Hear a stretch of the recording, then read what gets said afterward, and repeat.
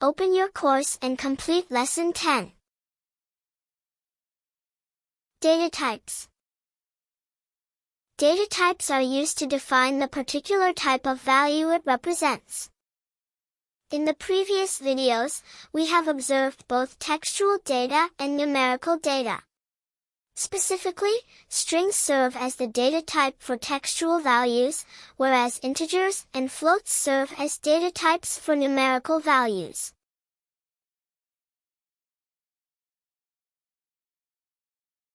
Here, I'm using a type instruction to find the data type.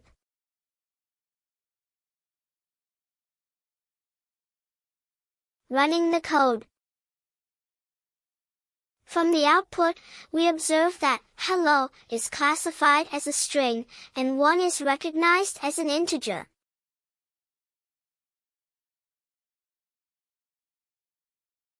What are integers? Integers are defined as whole numbers without a decimal point. They can be positive, negative, or 0. Example 1 to up to n.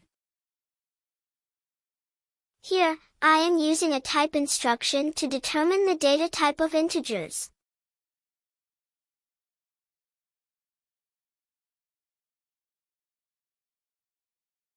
Float is the data type for numbers with decimal places. They can be positive or negative. Example, 0.3, 1.5, 22.5. Again here, I am using a type instruction to determine the data type of a float.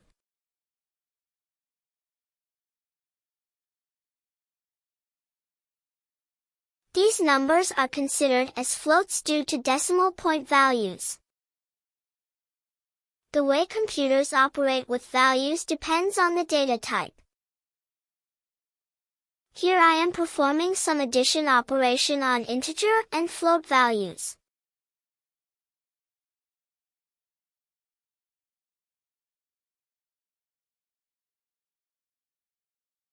But now, I am placing the numbers within quotation marks.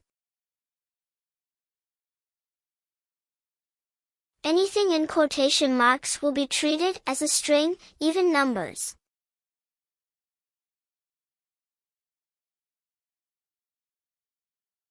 When you use the addition operator with string values, the two strings are joined together. This is known as concatenation.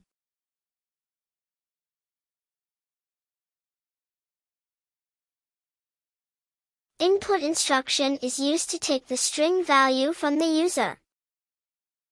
Declaring a variable name, then assigning a value using the input instruction.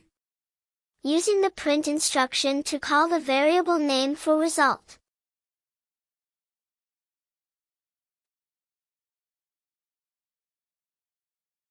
Checking data type of the variable using type instruction.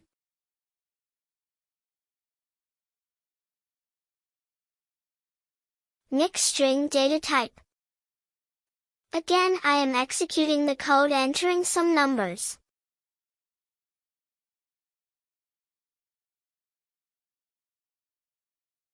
Observe here that the input instruction only accepts string values, making it a string data type. If we want to enter a user input as integer, we can use int instruction to convert string value to integer value. First it's take string value, then convert its string to int. These topics are connected to type checking and type conversion. We will gain a clearer understanding of them in the upcoming videos. Thank you. All the best. Please consider subscribing to the channel for upcoming courses and videos.